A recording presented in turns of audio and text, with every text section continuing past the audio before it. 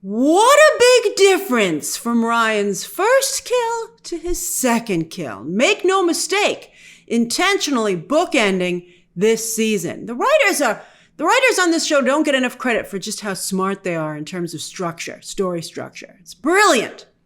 Is Kessler right? Can you not fight blood? But don't forget that Becca is in there as well, which means in some ways Ryan is just as divided as Butcher. Is Homelander Ryan's Kessler, interestingly enough? Again, it's brilliant! The shapeshifter, by the way, has a very good point that everyone is the hero of their own story. Like, take Butcher, fresh as a daisy and going full Homelander when he shows up and tears Newman apart, just the same way that Homelander tore apart Webweaver last episode. There's a lot of parallels on this show, but they really are hammering home the duality or the parallels of Homelander and Butcher. There's even one shot this episode where they fade from one to the other. It's fascinating. It's really interesting. It's almost like they're fighting themselves when they fight each other. So apparently with Newman, you just have to cover her eyes to neutralize her because she has to be able to see her target. Doit! Why didn't anybody think of that before? I didn't, though, to be fair. However, once you cover her eyes, what are you going to do? What are you going to do with her, right? Because soups are hard to kill. Earlier this very episode, she takes a Homelander eye blast to the face when he outs her as a soup on Vought News. So, however, Butcher, though, with his fancy new tentacles, they're so strong that if a soup is in reach, they're dead. Remember, he couldn't take care of the deep in episode 6. Right? He's like, we got to finish him off. And MM's like, what are you going to do? Butcher found something to do. Newman, though, would have been a huge get. I can see why Huie tried to broker that deal and why everybody else went along with it. Her knowledge, her connections, her power, her superpower. But Butcher comes in declaring no deals and walks out saying, you're welcome. What the nerve of that guy. But it really does underscore what, the shapeshifter didn't make that speech for no reason. And it didn't just apply to Annie January. I loved when she had that mantra, I'm Annie January and it's never my fault. And you're like, oh, she got you. She got you good. Interestingly, no more deals could almost be the theme of this episode because you have a lot of characters here trying to make one last desperate deal and failing. The biggest, of course, being Newman, but also Butcher trying to make that last-minute save with Ryan. Maybe that's why Butcher, now that I think about it, maybe that's why Butcher says no more deals, because they just don't work out. He's like, I've tried it.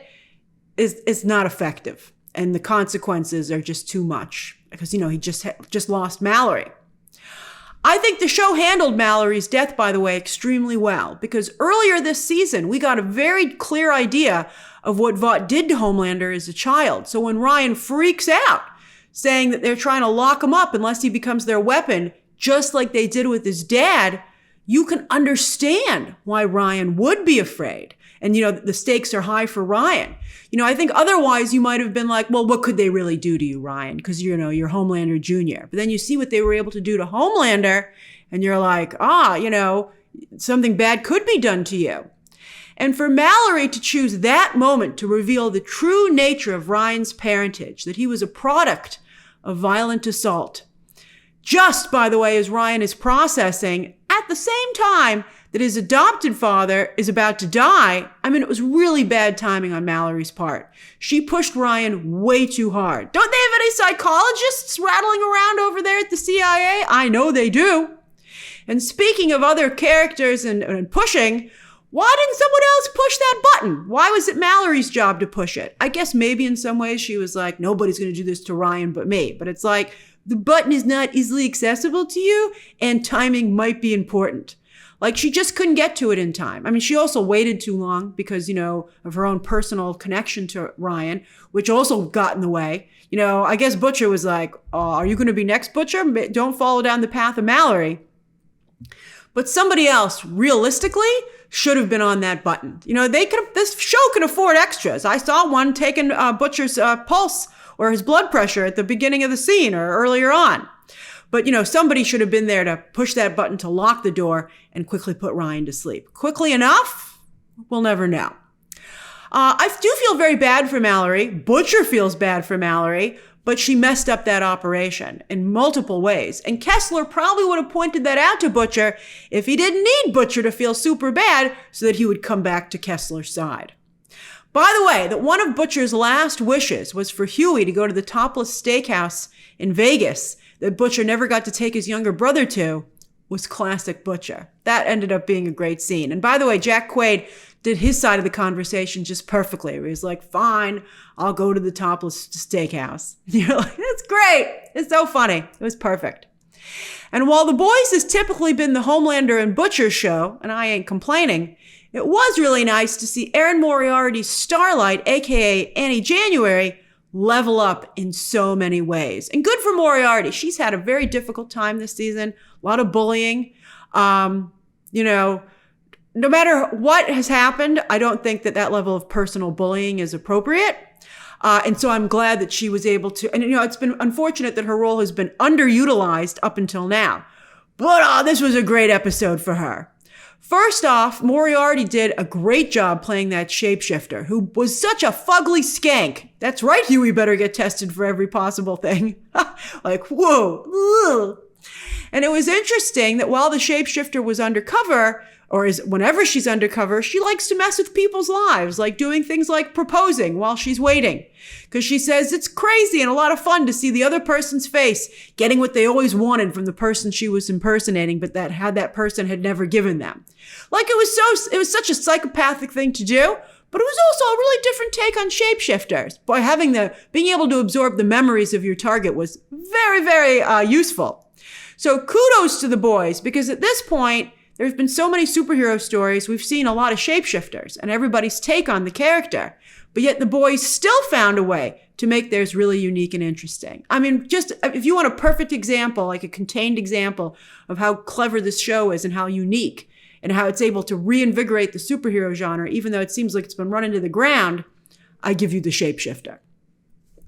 Also, side note, when Huie proposed back, in that very moment, he just reminded me so much of his dad. Right? Like just the delivery and his enthusiasm. I thought it was sweet, and it reminded me of how we become like our parents sometimes in the most unexpected, smallest ways.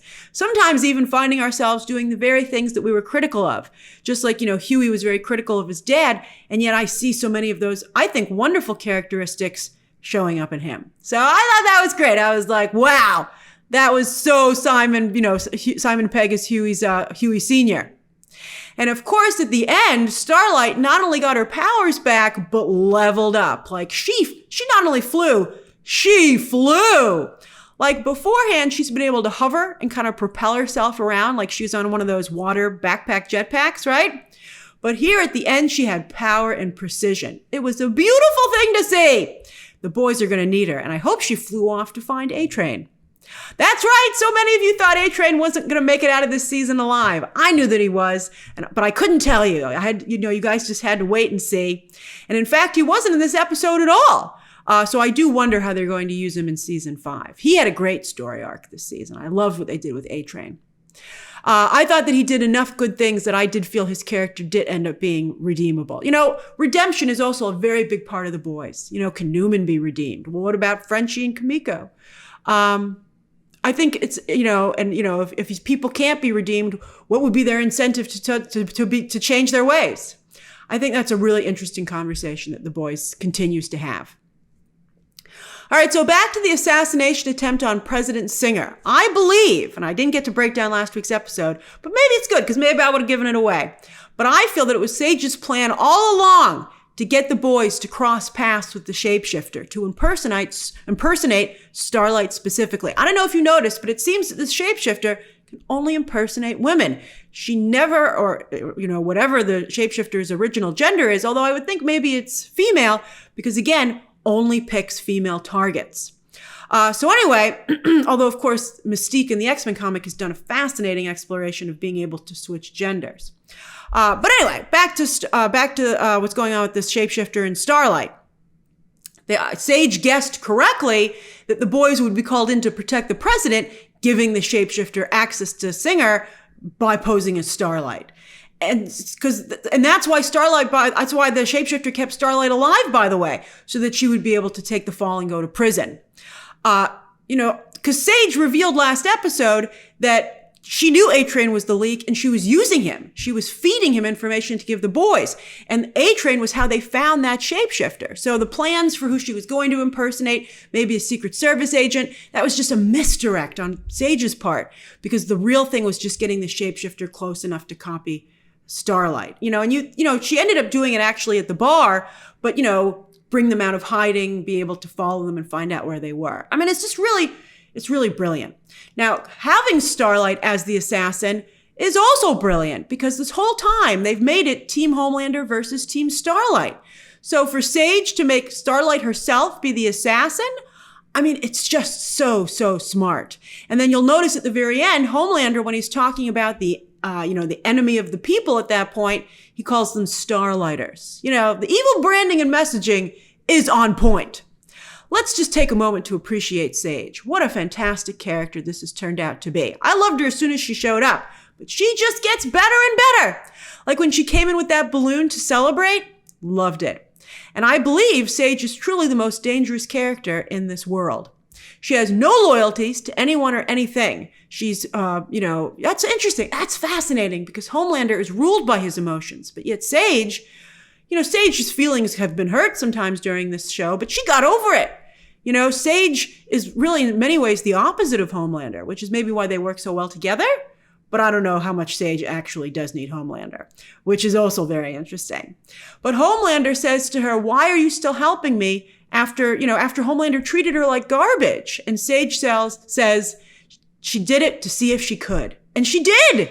She did do it. She took out Newman. She, usually sometimes when a character will come in and say, "This was my plan all along," you're like, "Come on, no, it wasn't."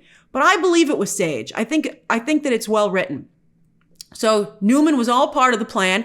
Sometimes Sage doesn't plan exactly how things are going to go down, but she's moving things in a certain direction. And then she can, easily pivot or pull something that happens into the plan. She's fluid, baby. She's fluid. I love it. Another very great, smart thing about her character. But she wanted to take Newman out.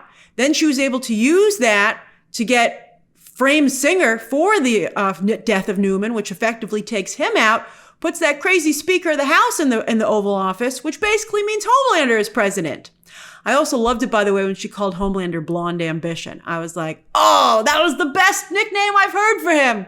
And she said to buckle up and make sure he listens to her next time, because they're only getting started. Oh, I can't wait to see what Sage does next. Sage doesn't come right at you, and she doesn't even just come at you sideways. She comes at you from every direction possible. And at least one of those directions you're bound not to see her coming.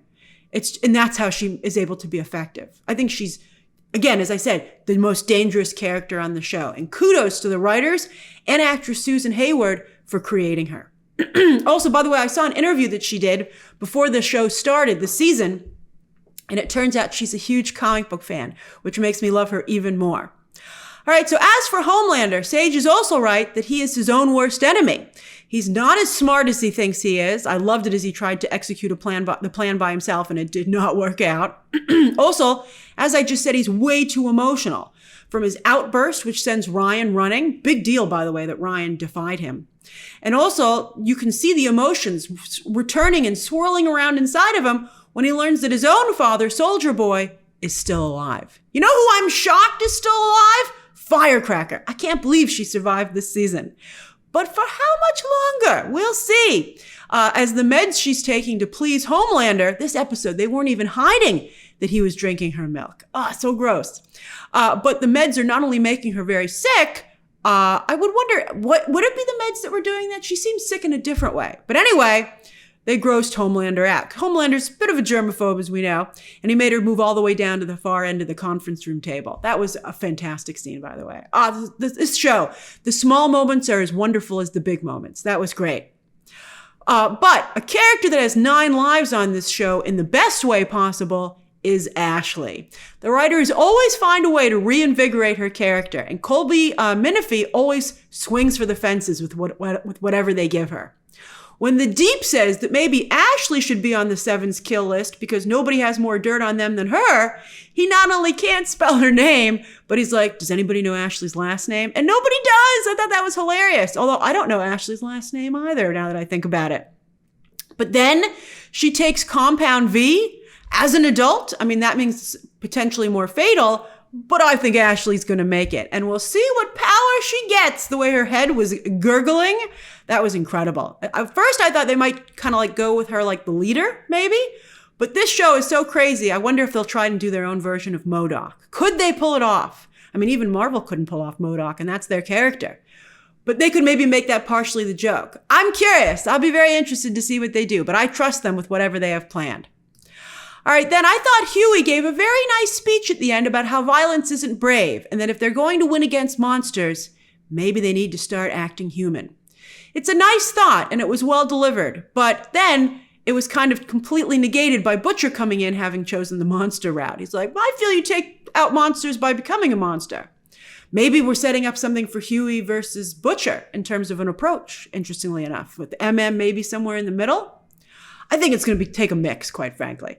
You're not going to hug Homelander to death, although he's very emotional. Maybe you could.